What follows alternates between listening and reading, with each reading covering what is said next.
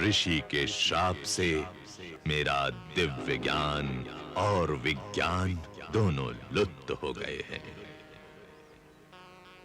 सो हे राम, मुझ पर कृपा करो, मुझे इस शरीर से मुक्त करो।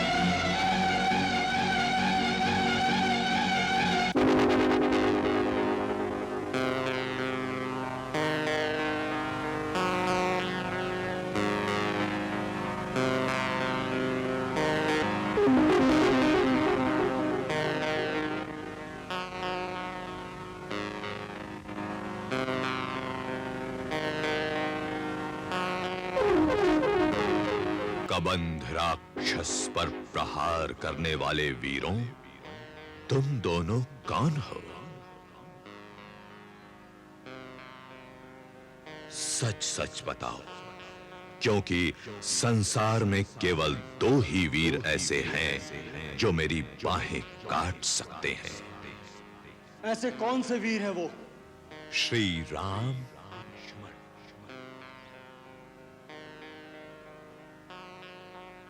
तुम राक्षस होकर राम और लक्ष्मण को कैसे जानते हो?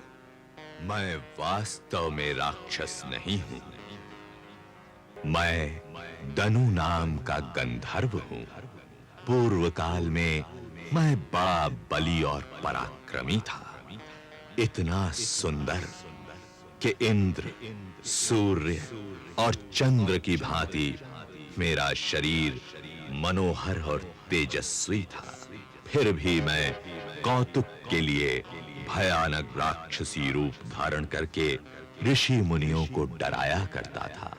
एक दिन स्थूल शिरा नाम के एक तेजस्वी महर्षि वन में मिले। उनकी महत्ता जाने बिना मैंने उन्हें बहुत सताया। वो कुपित हो गए। मैं तुझे श्राप देता हूं कि ये भयानक रूप ही सदा तेरे लिए तेरा असली रूप हो जाए और तू राक्षस वृत्ति से ही जिए। मैंने उनके चरण पकड़ लिए, विनती की कि इस श्राप से मुक्त होने का उपाय बता दें।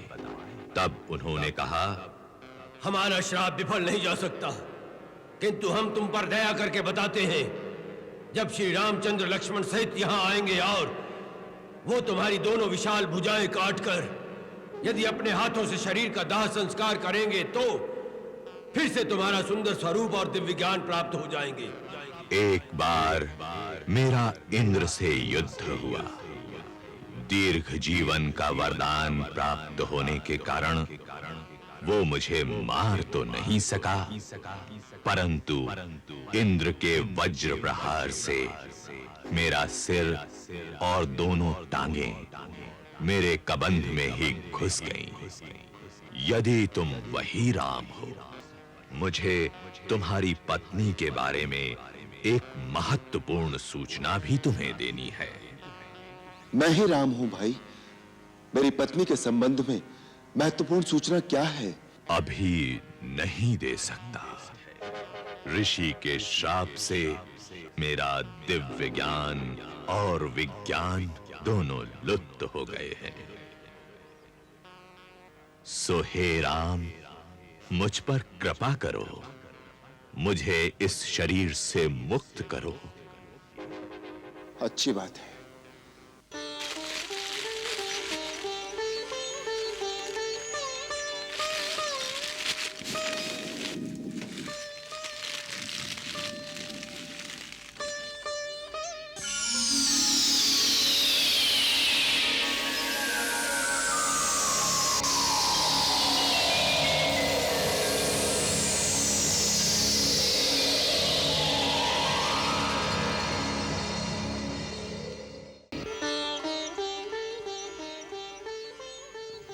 हे राघवेंद्र, आप धन्य हैं।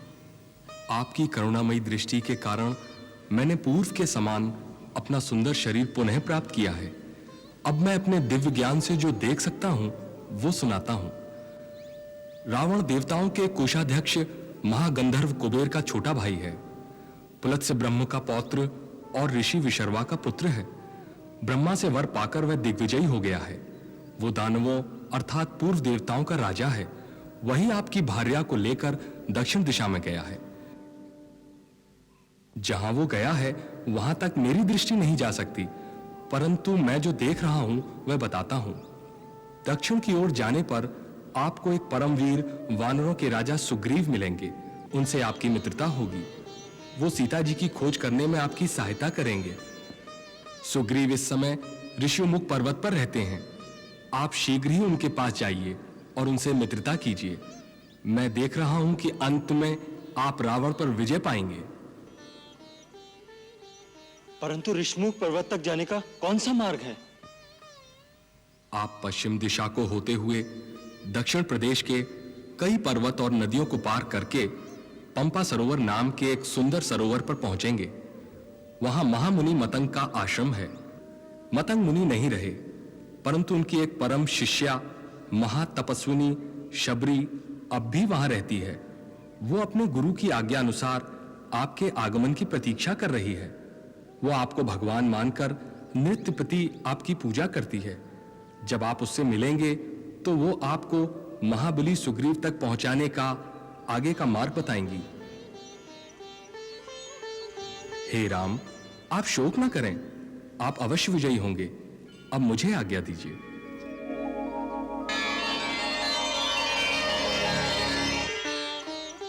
महात्मा, आपको अपना अभीष्ट लोक प्राप्त हो।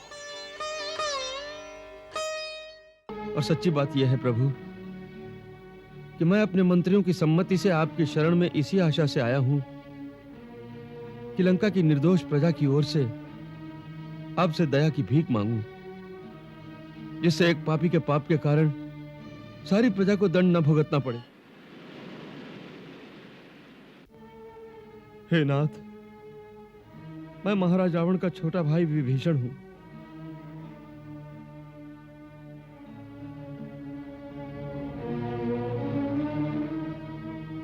हे देवताओं के रक्षक, मुझ में सारे अवगुण हैं। मेरा जन्म राक्षस कुल में हुआ है।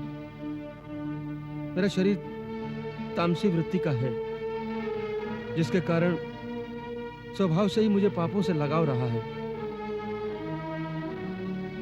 ये सब होते हुए मैं आपके दर्शनों का भी पात्र नहीं हूं। फिर भी आपकी यशगाथा सुनकर आपसे मिलने आया हूं। प्रभु, आप शरणागत भयहारी हैं। जिसे आपकी शरण मिल जाए उसे जन्म और मृत्यु के भय से मुक्ति मिल जाती है। प्रभु, मुझे महाराज रावण ने अपमानित करके लंका से निकाल दिया है। मैंने उन्हें अधर्म और अनीति से बचाने के लिए इस बात पर जोर दिया था कि देवी सीता को सम्मान के साथ आपके पास पहुंचा दिया जाए और लंका तथा लंका की निर्दोष प्रजा को युद्ध के संहार से बचाया जाए। परंतु वो किसी प्रकार नहीं माने। मैंने अपना मुकुट तक उनके चरणों में रख दिया। उन्होंने उसे भी ठोकर मारकर दूर फेंक दिया।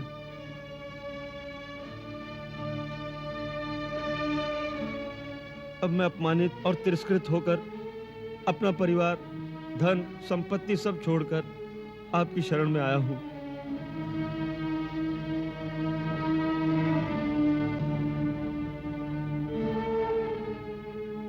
प्रभु, आप शरणागत वत्सल हैं।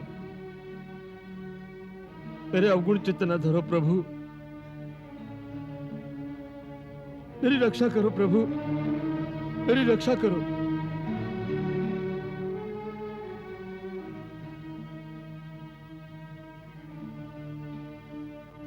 आप हमारे शत्रु को त्याग कर हमारे पास आए हैं, अतः आप हमारे मित्र हैं। सो मित्र का स्थान ग्रहण कीजिए।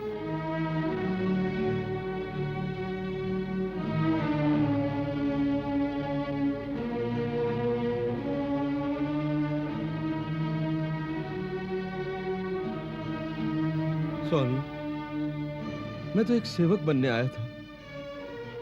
आपने मुझे मित्र का स्थान दे दिया।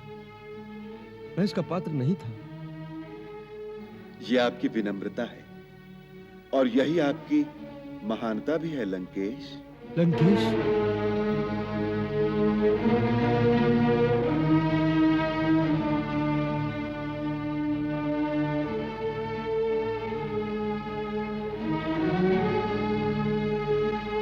प्रभु, लंकेश तो इस समय महाराज रावण हैं।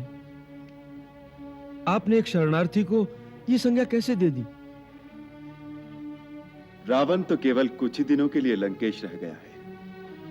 उसके पाप कर्म उसकी सारी शक्तियों को क्षीण करके उसकी मृत्यु को बहुत समीप ले आए हैं। तत्पश्चात लंका का राज सिंहासन आपको ही संभालना पड़ेगा।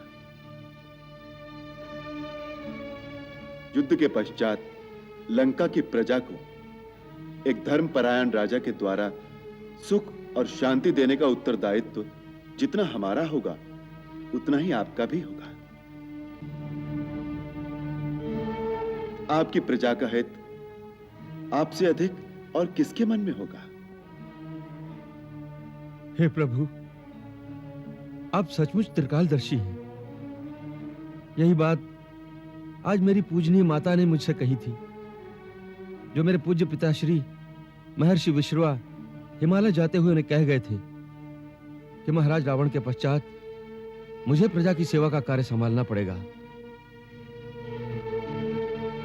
और सच्ची बात यह है प्रभु कि मैं अपने मंत्रियों की सम्मति से आपकी शरण में इसी आशा से आया हूं कि लंका की निर्दोष प्रजा की ओर से आपसे दया की भीख मांगूं, जिससे एक पापी के पाप के कारण सारी प्रजा को दंड न भुगतना पड़े।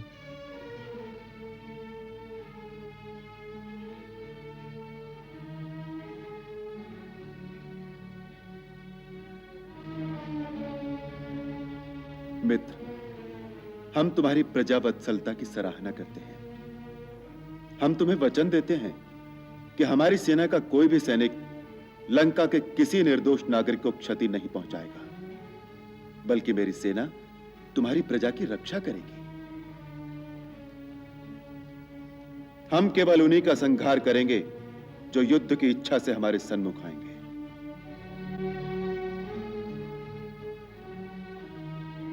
मैं लंका निवासियों की ओर से कोटि कोटि धन्यवाद करता हूं। आपने अपने सेवक के साथ उन सबको निर्भय कर दिया। आपसे बड़ा दानी कौन हो सकता है? प्रभु, यही अनुकंपा बनाए रखिएगा। तुम अनुकंपा की बात करते हो, हमें तो तुमसे बड़ी सहानुभूति है मित्र, कि उस दुष्ट मंडली में भी तुम कैसे अपने धर्म और अपनी नीति की रक्षा कर सके। कहते हैं कि दुष्टों की संगति से तो घोर नरक में रहना उत्तम है। मैं हनुमान से सारी गाथा सुन चुका हूं कि ऐसे वातावरण में तुम किस प्रकार भक्ति की भावना में अचल और अडिग होकर खड़े हो। प्रभु, सारी शक्ति भक्ति ही देती है। उसमें भक्त की कोई शूरवीरता नहीं। जिस क्षण आपकी छवि मन में उदय हो जाती है, उसी क्षण मन से काम, क्रोध, लोभ, मोह, अहंकार आदि भाग जाते हैं। अन्यथा तो मुनिगण भी सहस्त्रों वर्ष ध्यान लगाकर भी कुछ नहीं पाते।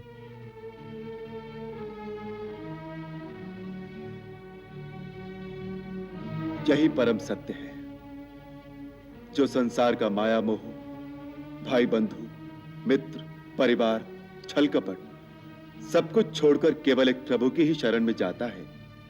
जिसका कोई आसरा नहीं होता, उसे भगवान स्वयं आश्रय देते हैं।